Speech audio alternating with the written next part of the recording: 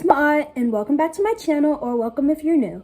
In today's video, we're doing a highly requested girl talk video. So if you're new, sit down. Well, if you're a girl, sit down, get your water, get your Stanleys, get everything, sit down, curl up with a blanket, and get ready for this video. This should be super duper fun. We're gonna ask questions that a lot of you guys have been asking me when we go live, girl talk questions. So without further ado, let's just stop the yapping, let's stop the everything, and let's get into it. But before we get into it, real quick, make sure you subscribe to the channel, make sure you subscribe, turn on your post notifications so you get notified every time I post a new video, but also be sure to follow me on Instagram. My Instagram is on the screen right here, but it will also be in the link in the description down below. Also, follow me on TikTok, which will be in the link in the description down below. But make sure you follow me on those two other platforms so that you guys don't miss anything that I post, because I'm trying to get more active on my Instagram and my TikTok for you guys. So yes, without further ado, everyone, let's get started. I'm excited.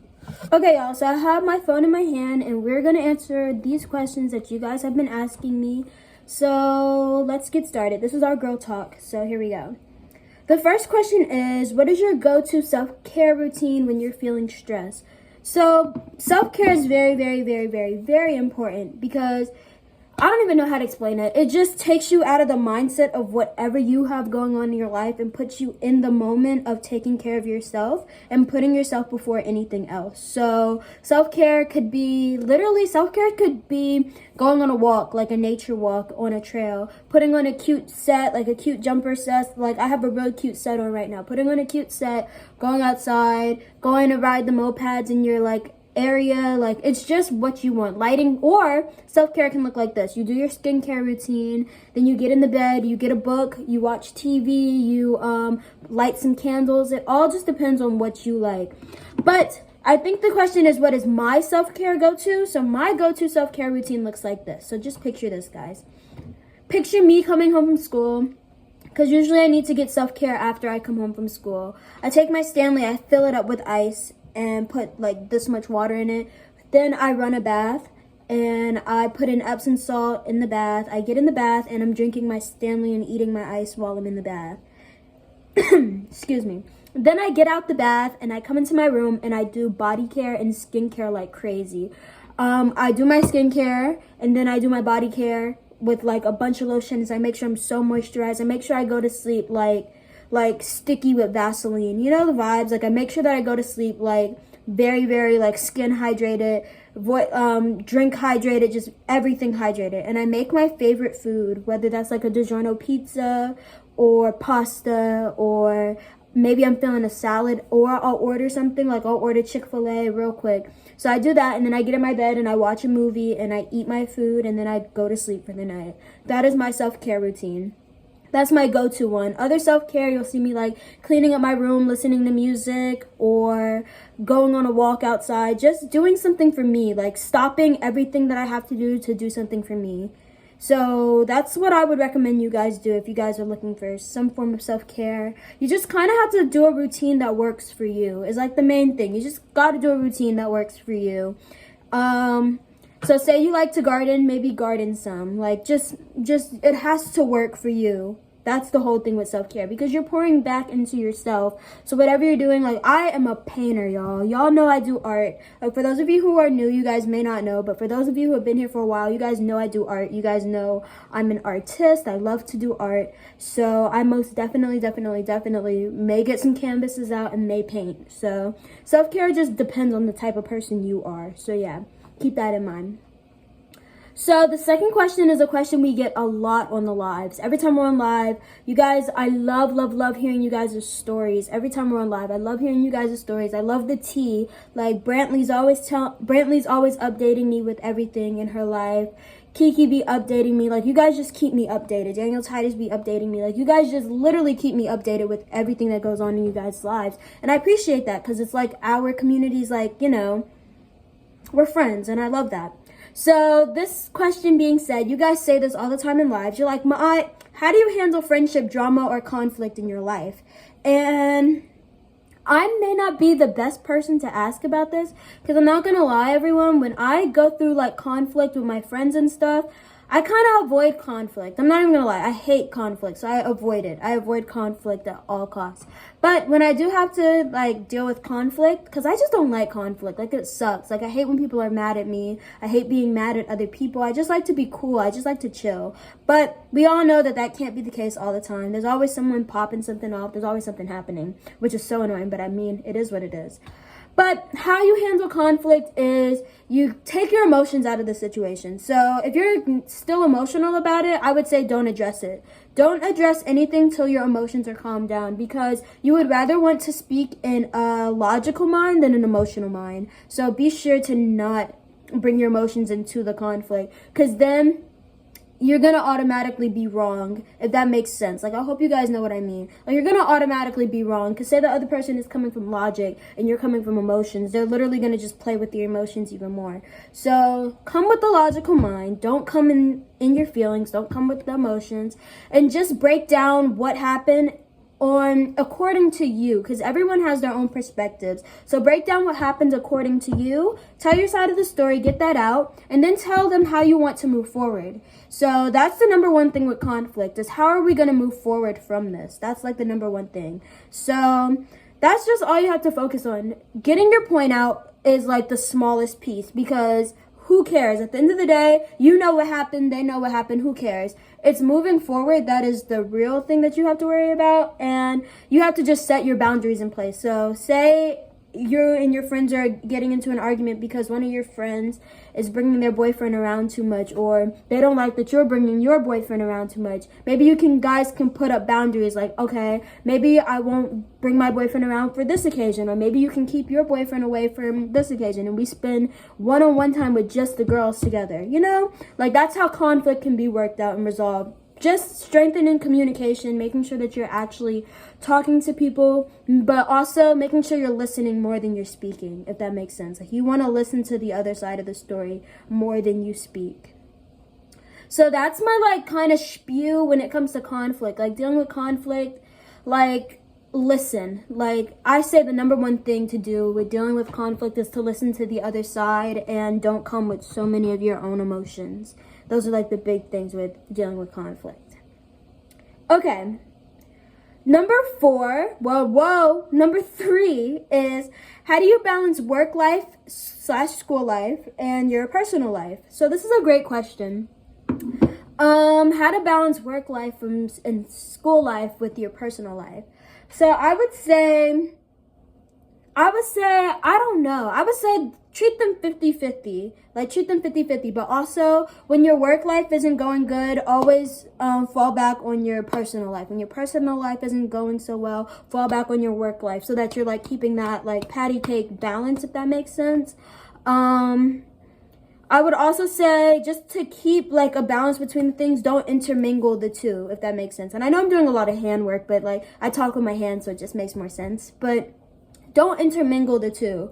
Like, I feel like you should have work friends and you should have school friends, and then you should have, like, your family and, like, your family friends and things like that. Or you should have work and then you should have your friends, you know? Like, you shouldn't have everyone just be everywhere. Just have categories for yourself, and don't carry I have experience with this with my parents. They do a lot of bringing the negativity from their workday back home. So I would definitely say do not do that. And as I'm older and as I'm learning and watching people around me maneuver in life, it kind of shapes the way I feel like I'm going to maneuver in life. And basically, I watch my parents and I watch them, like, maybe get in, like, arguments at work, or something not go right at work, and then they bring that home, and now the whole family has to deal with their anger and their attitudes. So I would say just keep that separate. Like, if something happens at work, before you come into your house, wipe your feet at the door. And what I mean by that is just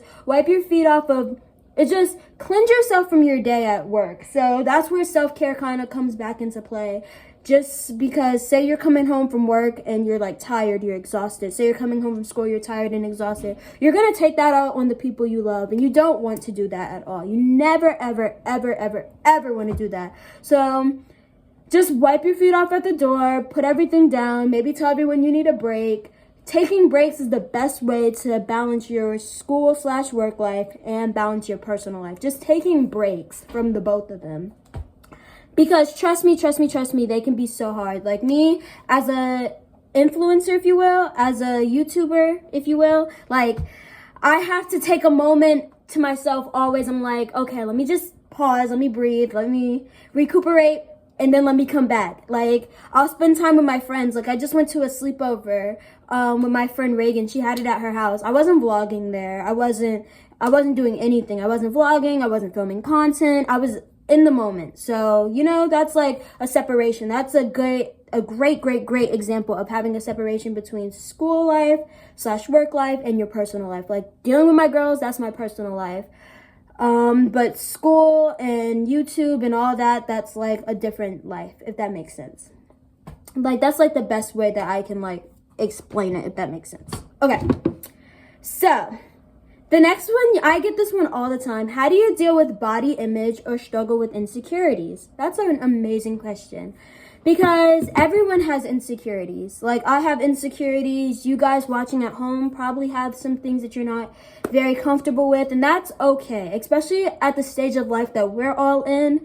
Oh, the way my voice is breaking. Sorry about that. Especially for the stage of life we're all in. Like a lot of us that watch are between the ages of maybe 8. Like a lot of us are between the ages of 8 and 20. And there in no way are you going to be confident in every single thing you do at ages 8 and 20, let alone ages 30, 40, 50, 60. Like you maybe 60, you may be like, I got that. But like, you know, as you're an adolescent, like I feel like we put so much pressure on ourselves. How do you deal with, so let me get back to the original questions. How do you deal with body image struggles or insecurities? So how do I deal with it?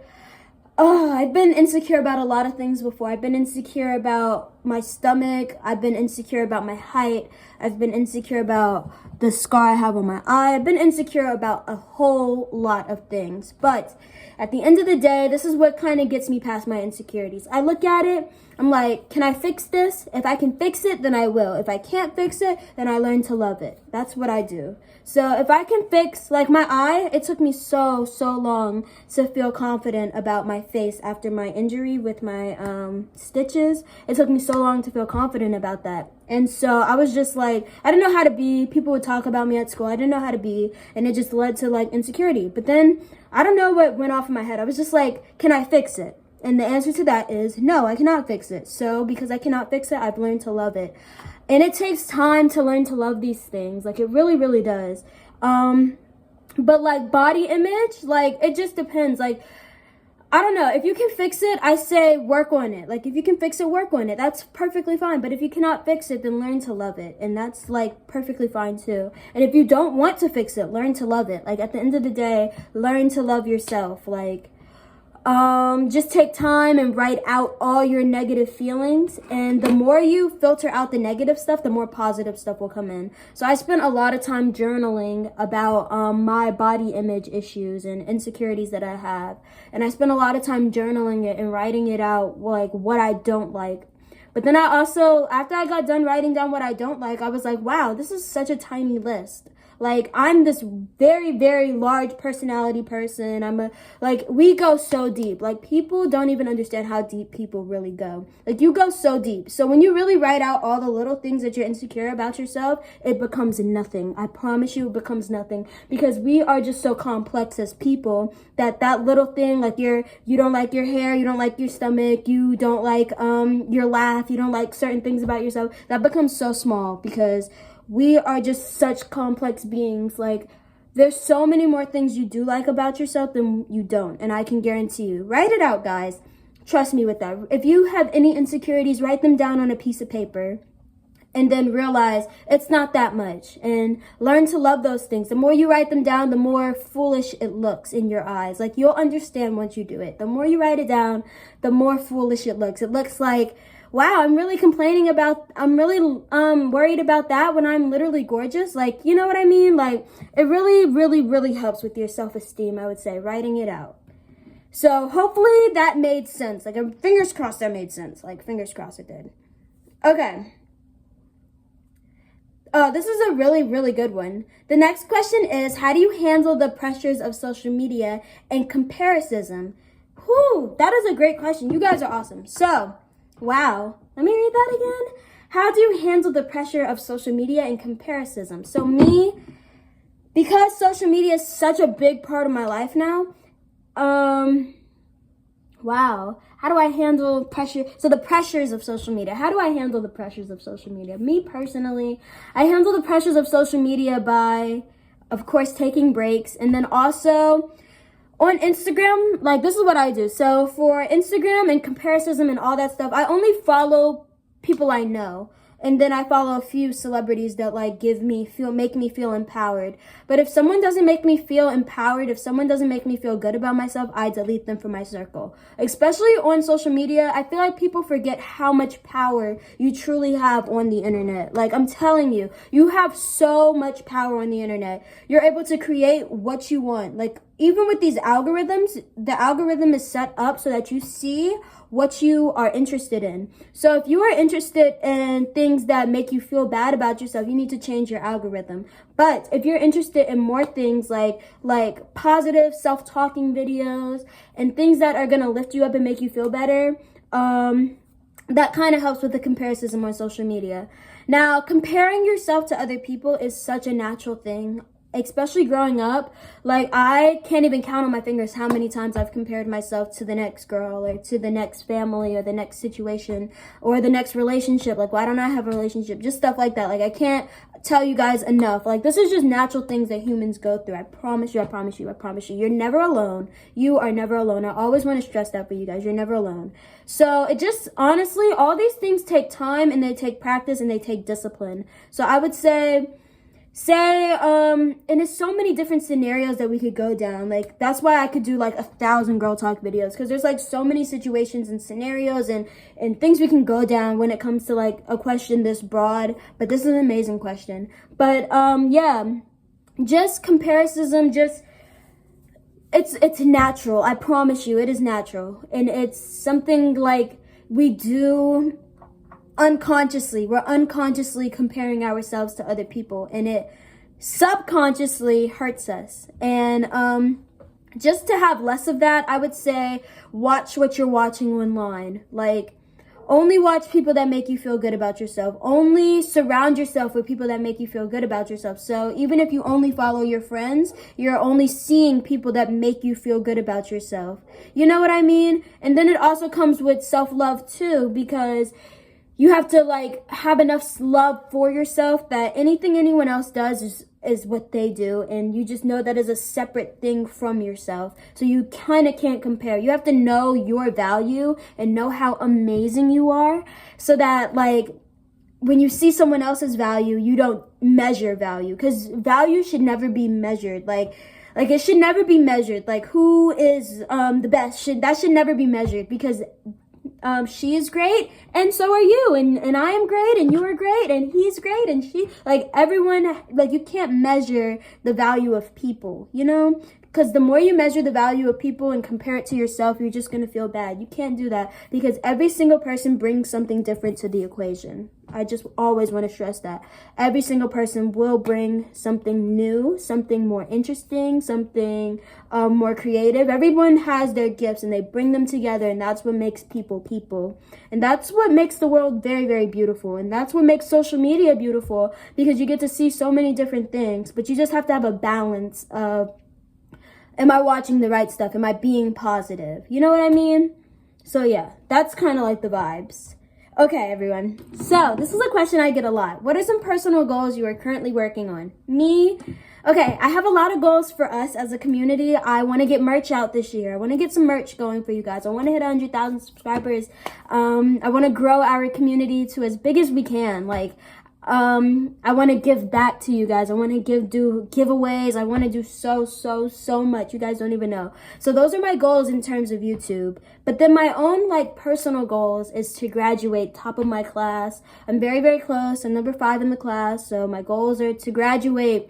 My goals are also to inspire people, like outside of my YouTube channel, outside of school, outside of my home. I just want to inspire people to be who they are. I just want to inspire people to genuinely be who they want to be. Sorry, y'all, my camera died. But yeah, those are my goals. Those are the goals that I'm currently working on. I also am working on, like I said, graduating, becoming valedictorian of my class, getting a business out, like a clothing line. I really want to do a clothing line, but this is the last time you guys are going to hear me speak my goals out loud. The next time you guys see my goals, they would be manifest. So this is the last time I'm going to say them. But just know, you guys, always know that plans are happening. Quiet plans are happening, but they're happening. I promise you guys. Okay, this is a good one.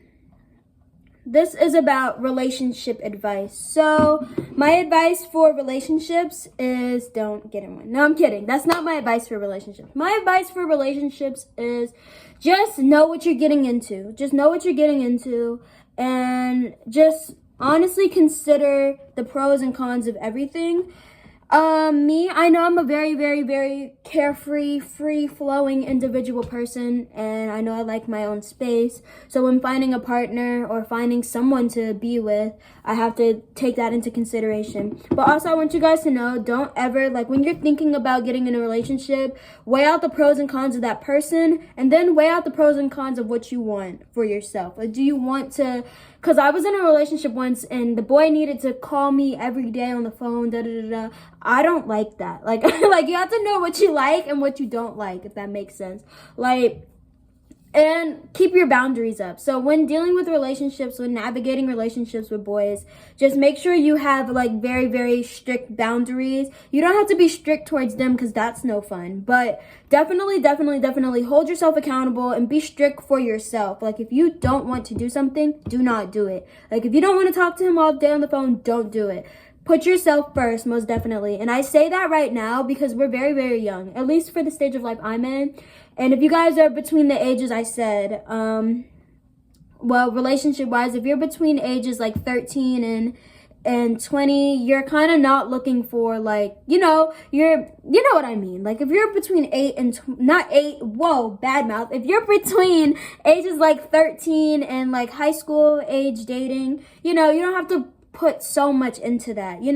It could move forward, it could manifest into a long-term relationship, but start off carefree. Like, don't bind yourself to anyone. We're so young. That's just the thing I always tell my friends. I'm like, guys, we're so young, let's not get married. That's what I always tell them. Just keep that in mind. That's good advice. Oh, this is a good one. Someone said, what is the best part about being a woman? I guess just, seeing the world from a girl's eyes, I feel like men have so much, like, I'm not baggage, but I feel like we're able to be more free and flowing and expressive. So that's definitely a pro. Like, don't ever take that for granted. And men, if you are watching this video, it's okay to be expressive. Like, be expressive. We like that. Like, we love a guy that's in tune with his emotions. Like, we love that. So yeah, I guess that's my favorite thing. I don't know. This is a great question, and this will be the last question for this video because this video is super duper long, and you guys know I don't like boring you guys with long videos, but this girl talk has been super fun. Like, okay, let me just get to it. So the last question is, what advice would you give to someone struggling with confidence? That is a really good question. So I struggled with confidence for the longest. I really did. And then I really just stopped being my dog. Oh my God. I literally just stopped struggling with my confidence maybe in the past 3 years. Maybe since going to high school. No. Since maybe in the past 2 years maybe, I stopped struggling with my confidence and I kind of blossomed. But one, it takes time. But two, I would say push yourself to, like, outside of your comfort zone. And then yeah, definitely when it comes to confidence, I would say push yourself outside of your comfort zone. Don't do things that are in your comfort zone. Step outside of your comfort zone, because if you don't, you'll never grow. So what have I done? I used to, yearbook most definitely got me out of my comfort zone. So maybe it takes joining a club or an organization to help you get out of your comfort zone. But I joined yearbook staff, and it really helped me because I was the most talkative on the staff. I'm the person that goes up to people, asks them, that I interview people. Like, it just makes you feel confident in what you're saying, because if they don't believe you, then who gonna believe you? So you have to believe yourself. You have to make them believe you. You just have to sound affirmative in everything you say. And basically, I would say join a club. Clubs definitely help, especially like in school. If you want to break out of your shell while you're in school, join a club, join yearbook staff. That's what helped me get out of my comfort zone. But yeah, to become a more confident person, it definitely takes time. It takes a lot of time.